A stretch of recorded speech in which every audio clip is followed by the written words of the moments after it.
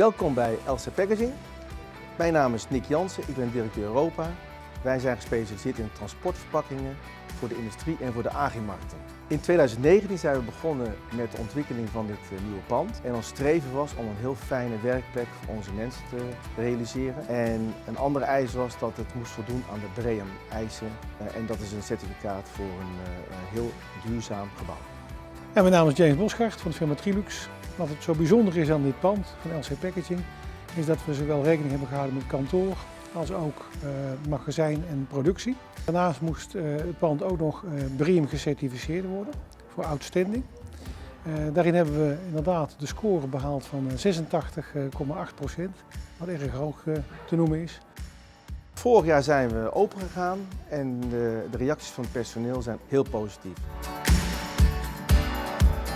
Trilux heeft invulling gegeven aan de vraag van LC Packaging in combinatie met de architect en de binnenhuisarchitectuur. Daarin is de vraagstelling inderdaad hoe eigenlijk de inrichting, specifiek de wensen van LC Packaging eigenlijk naar voren is gekomen. Hebben wij daar eigenlijk de lichtarchitectuur van het pand daar volledig op geënt. En daarnaast is er ook nog rekening gehouden met wensen van het personeel.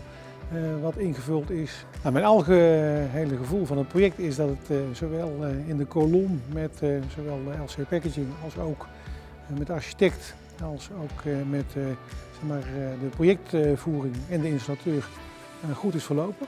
De samenwerking met Trilux is heel goed verlopen.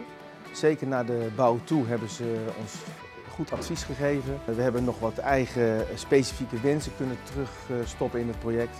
En het uiteindelijke resultaat is ook heel positief. De medewerkers ervaren de lichtval als uitstekend. Er zijn 0,0 klachten en als er op- en aanmerkingen zijn, dan worden die snel opgelost.